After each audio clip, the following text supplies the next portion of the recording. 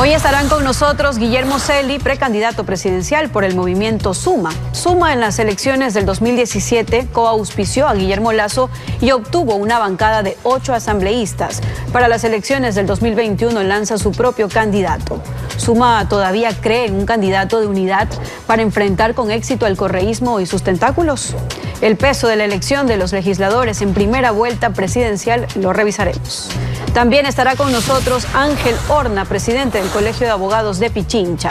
La Corte Constitucional pone límite a las sanciones del Consejo de la Judicatura por error inexcusable de los jueces. Ahora debe estar precedida por el fallo de un juez superior.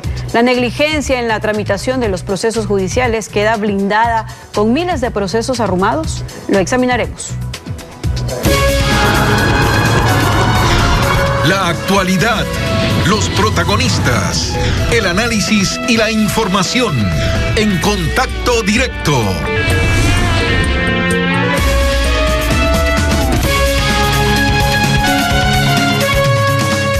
Junto con Jimena Peña de Alianza País y Cristina Reyes del Partido Social Cristiano, Guillermo Celi es el tercer precandidato a la presidencia de la República, de los 19 postulados que proviene de la Asamblea Nacional.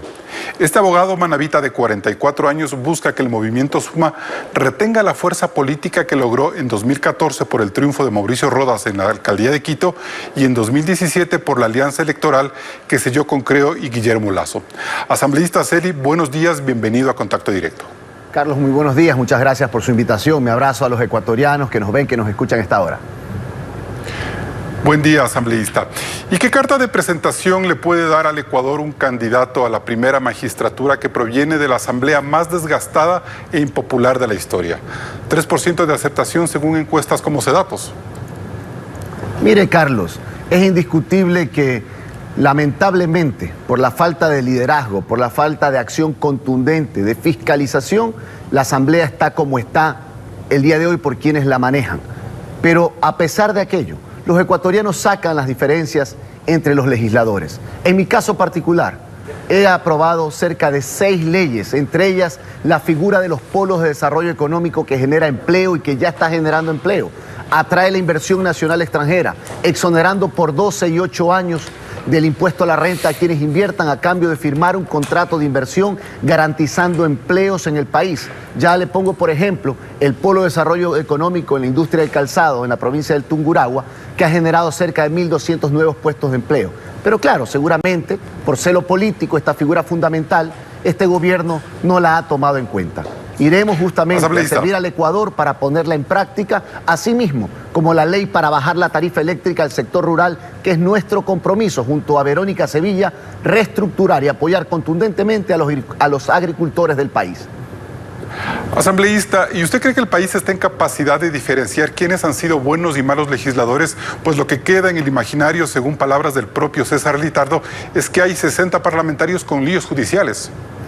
Mire, Carlos, los ecuatorianos somos inteligentes y nos damos cuenta y se dan cuenta claramente quién es quién. En este país nos conocemos absolutamente todos. Así que yo estoy convencido de que esa diferenciación, por las acciones contundentes en favor del empleo, del apoyo al emprendimiento, por ejemplo, o por ejemplo, las alianzas públicas privadas que las creamos para agua potable y alcantarillado, que es salud preventiva para los ecuatorianos. Cumplí mi compromiso en la Asamblea Nacional, que me comprometí con los ecuatorianos. El día de hoy, frente justamente a usted lo que señala, esta terrible pandemia que le he llamado la fiebre del pillo, donde lamentablemente la corrupción ha ensombrecido el país. Es por eso que este país necesita un gobierno honesto, transparente y con gente que esté a la altura para enfrentar, afrontar y superar el duro momento que vivimos todos. Doctor Celi, usted fue parte de las recientes conversaciones con el ex vicepresidente Otto Sonnenholzner para lograr una candidatura de unidad. Eso no funcionó. ¿Está dispuesto a deponer nuevamente su candidatura y buscar acuerdos más amplios con los otros precandidatos? Por ejemplo, ¿usted volvería a apoyar a Guillermo Lasso? Mire, Carlos, yo he sido muy claro. Aquí hay un problema en el Ecuador. Muchos miran al país a través de los ojos de Correa. Eso ya debe quedar en el pasado. Aquí hay que decir las cosas como son. Uno logra alianzas justamente con quien comparte principios, valores y criterios. En el caso nuestro, yo quiero ser muy claro, no representamos la política de un banquero, Nosotros representamos la política de un gobierno que acompañe, de un gobierno que apoye contundentemente, de un gobierno que haga seguimiento y que sume esfuerzos con los ecuatorianos. No estamos de acuerdo de los caciques ni de izquierda ni de derecha que se creen dueños del país. Nosotros representamos al centro. Yo soy parte de la clase media de este Ecuador que sentimos todos los meses lo que es pagar nuestras cuentas, nuestros créditos con tan altas tasas de interés. Esa es la realidad que vivimos. El diálogo. Asambleísta, pero dado el panorama de importante. dispersión que existe en el país, ¿no es mejor que ustedes planteen una candidatura de unidad con otros precandidatos? Si es que ustedes han visto dentro de los 19 binomios, ¿hay la posibilidad de conversar con alguien? El diálogo siempre es importante y es parte de mi vida. El diálogo no es una fórmula política. El diálogo es aquello que permite la construcción y sumar esfuerzos en favor de todos. El binomio que hemos conformado junto a Verónica Sevilla es un binomio serio, es un binomio que va con muchísima seriedad a afrontar, enfrentar lo que hoy día vive el Ecuador. No es un binomio solamente para la campaña, es un binomio sobre todo para gobernar y servir a los ecuatorianos de manera clara, efectiva, para generar empleo, apoyar al emprendimiento, luchar firmemente contra la corrupción, apoyar sectores como el sector agroproductivo y el turismo, que es tan importante para la generación de empleo digno y bien remunerado. Una candidatura innegociable, entonces, se mantiene fija, no va a haber la posibilidad de que Guillermo Celi se retire, y en ese sentido, ¿cómo miran el panorama de corrupción? Bueno, justamente hay que hacer dos cosas fundamentales. La primera, hay que no solamente incrementar penas en estos hechos y casos de corrupción.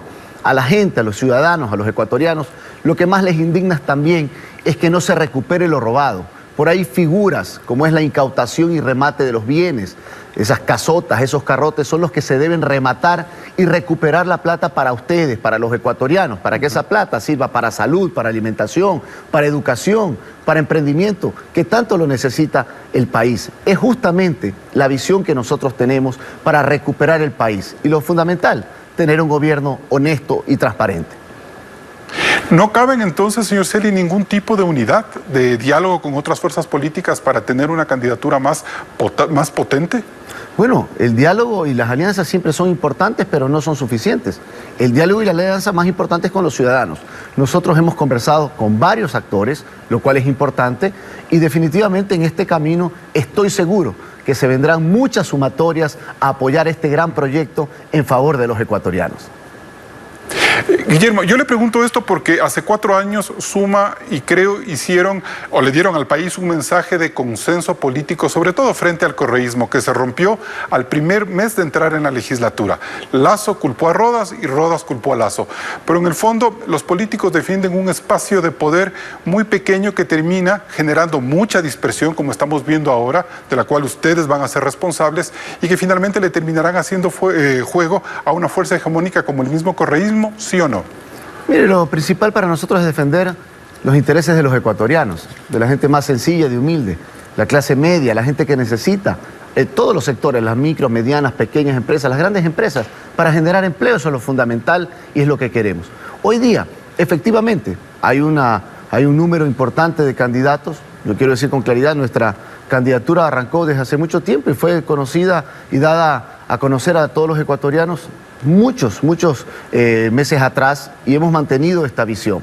Hoy día la cancha está ahí, todo puede suceder, hay que conectarse directamente con los ecuatorianos con seriedad, con capacidad, con frontalidad, que es fundamental, siendo auténticos. Lo que queremos los ecuatorianos es eso, alguien que pueda defender los intereses de ustedes, los intereses de poder generar empleo.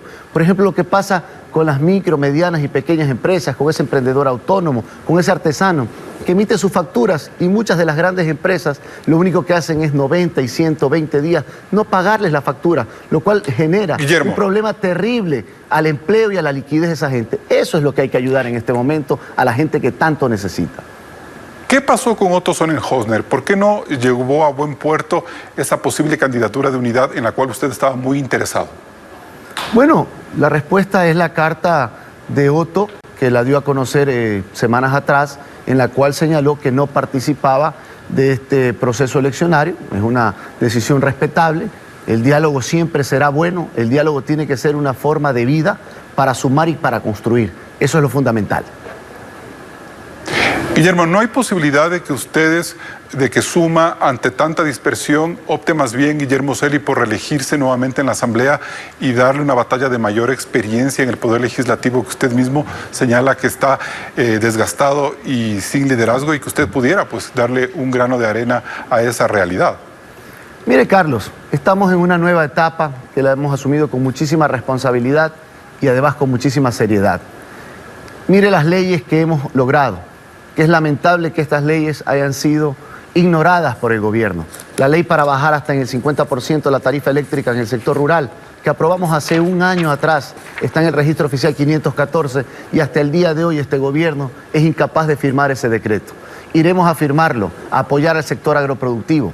Iremos también a apoyar lo que son las alianzas público-privadas para agua potable y alcantarillado. E iremos también a apoyar de manera clara al sector turístico, poniendo en marcha los polos de desarrollo económico en materia turística y las zonas especiales económicas o zonas francas en relación al desarrollo turístico, porque es el sector que más empleo puede generar en esta etapa de pospandemia. Tanto el turismo interno como el externo serán fundamentales para que el joven, la joven, los adolescentes tengan la posibilidad de tener una educación y tener por el otro lado empleo.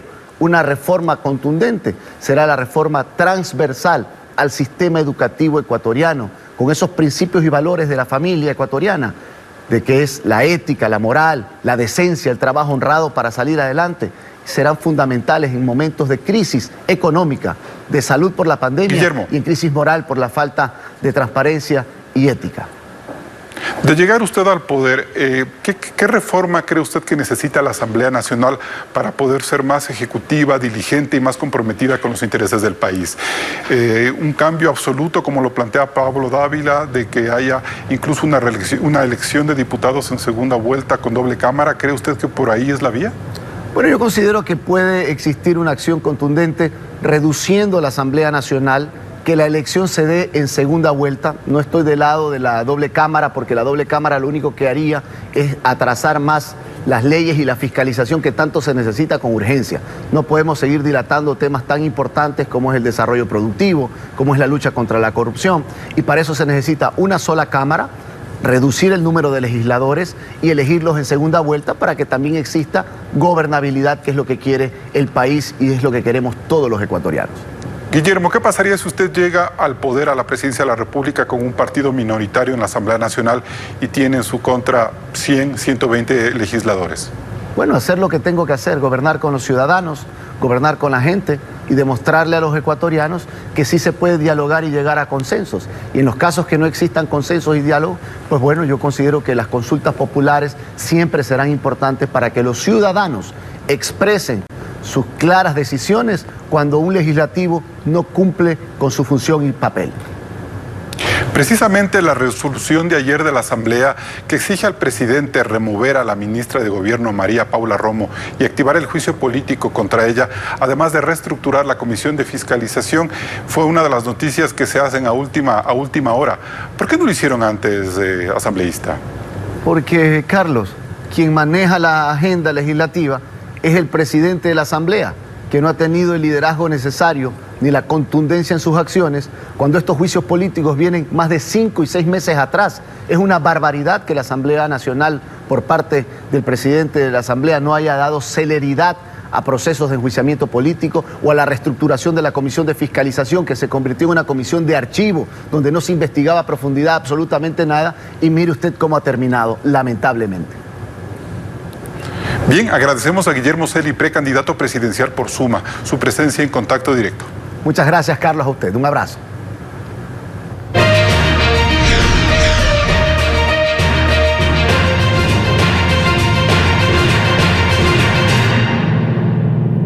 El mayor impedimento a la hora de formar alianzas políticas para una candidatura presidencial de unidad es el artículo 327, numeral 3 del Código de la Democracia, mantenido intocado. Alfredo, buenos días.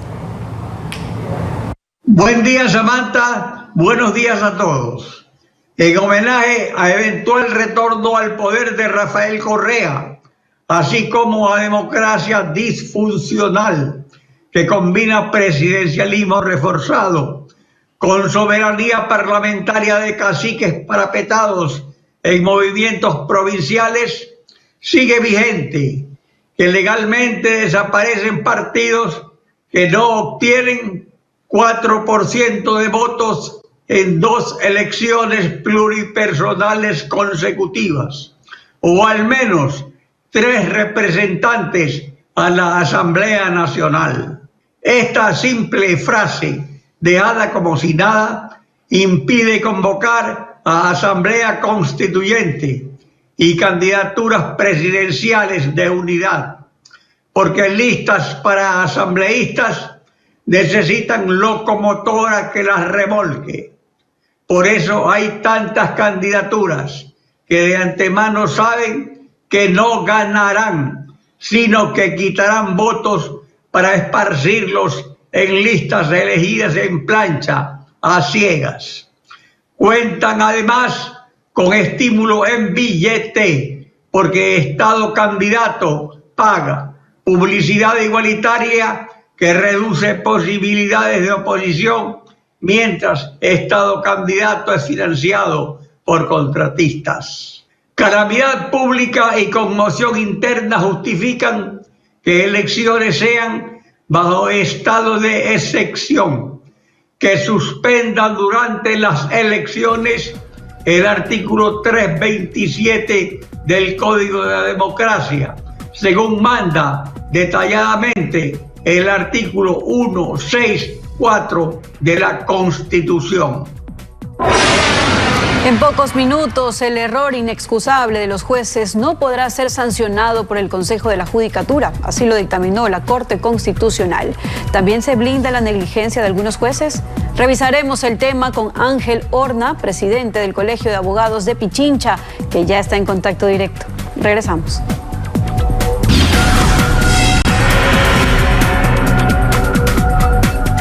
El pasado 29 de julio, 6 vocales de la Corte Constitucional se pronunciaron sobre el artículo 109, numeral 7 del Código Orgánico de la Función Judicial, declarando la constitucionalidad condicionada sobre la capacidad que tiene el Consejo de la Judicatura de abrir sumarios administrativos en contra de un juez, fiscal o defensor público.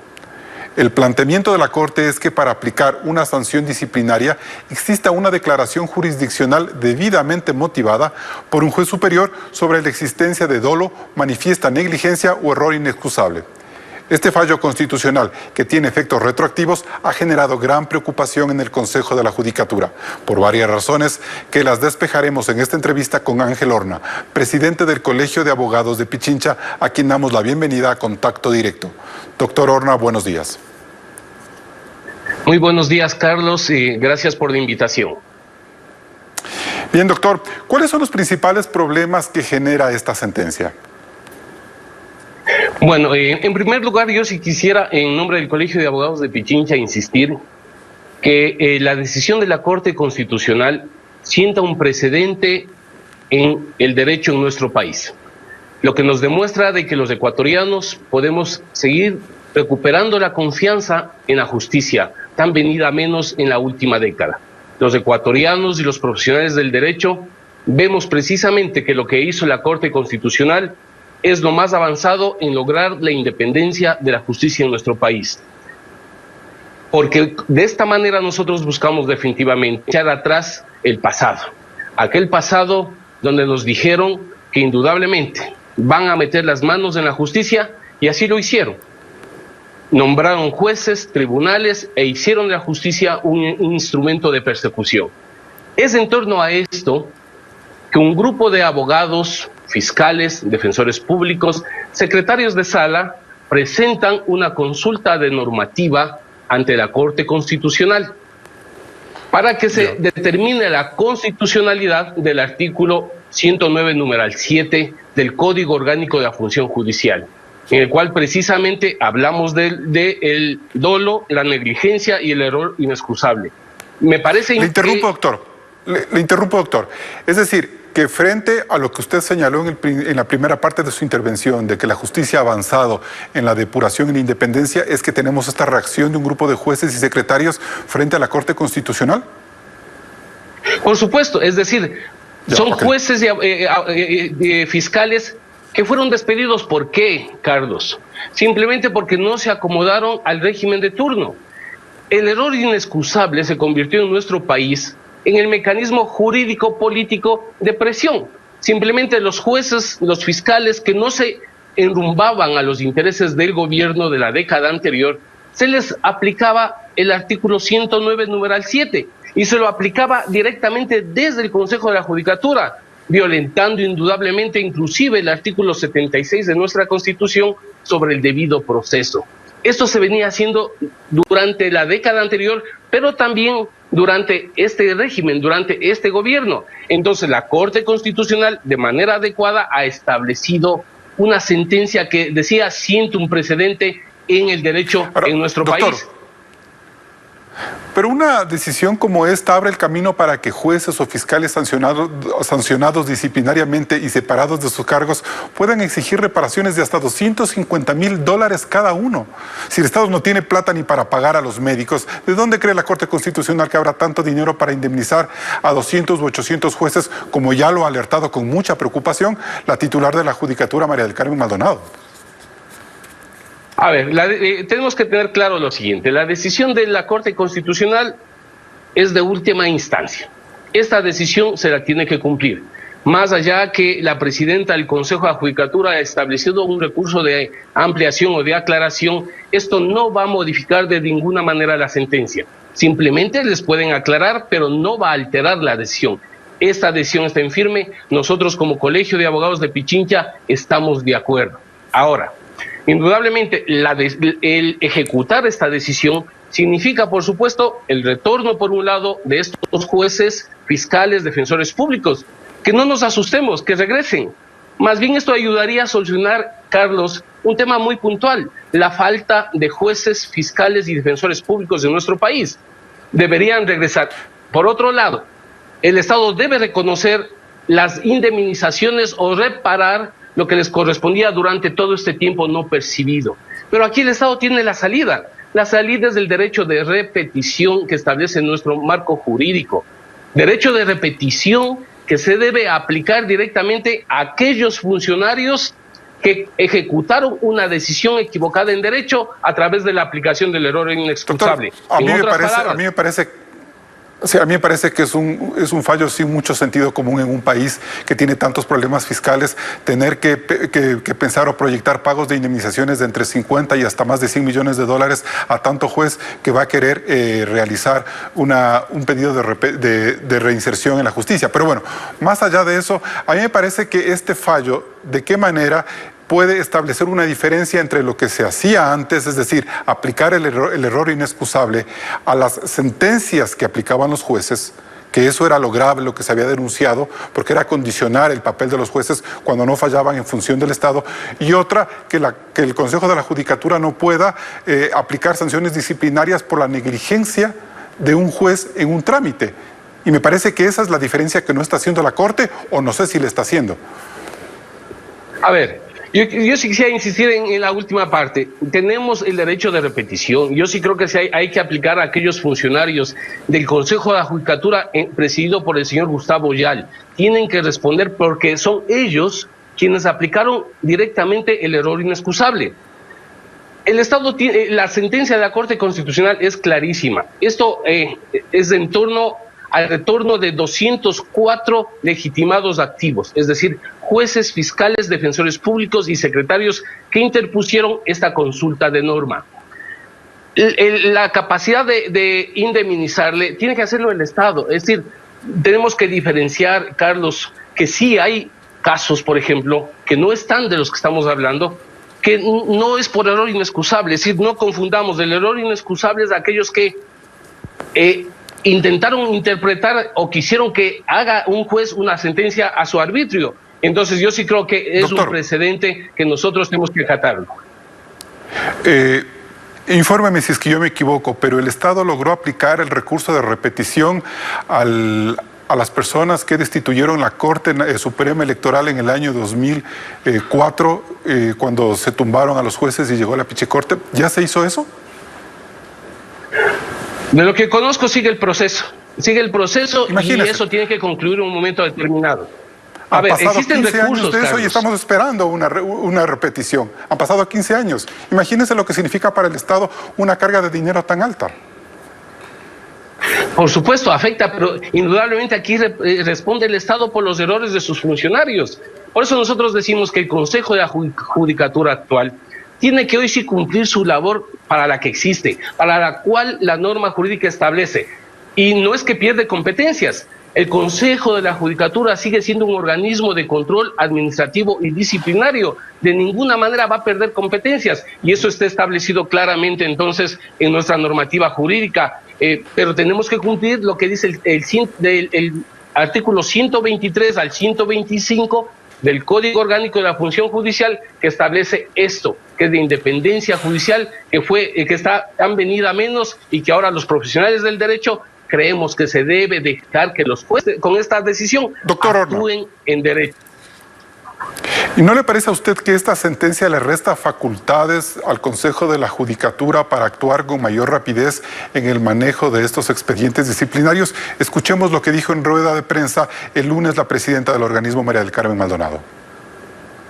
Que en adelante ya no pueden volver los ojos al Consejo de la Judicatura cuando se difieran por 6 y 7 y 8 veces las audiencias, cuando dictada una sentencia oral pasen meses sin ser reducida a escrito. Ya no podremos ni siquiera recibirles la denuncia porque ustedes tendrán que hacer un trámite ante un juez.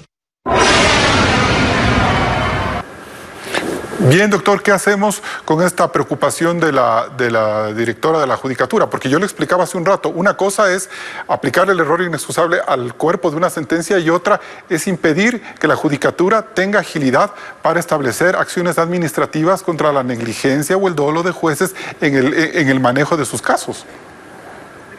Me parece que se está confundiendo. Es decir, o está exagerando el Consejo de la Judicatura. El artículo 107, 108 y 109 del Código Orgánico de la Función Judicial establece lo que son las infracciones graves, leves y gravísimas.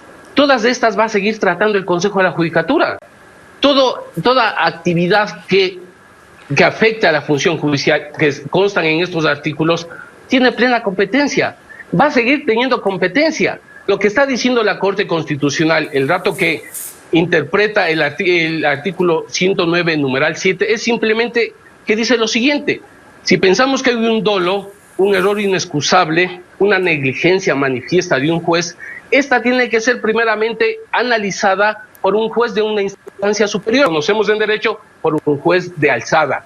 Si el error inexcusable, posible dolo, lo comete un juez de corte provincial, le corresponde a un juez de la Corte Nacional el que lleve adelante. Y ahí luego de que, si esas instancias superiores así lo expresan o se demuestra que existe el dolo, negligencia o error inexcusable, tiene que pasar al Consejo de la Judicatura para que siga el proceso administrativo correspondiente. Bien, veamos si es que los ciudadanos pueden estar al frente de tanto trámite burocrático. El presidente del Colegio de Abogados de Pichincha, Ángel Horna, estuvo con nosotros en contacto directo. Gracias por acompañarnos. Nos vamos a un corte comercial.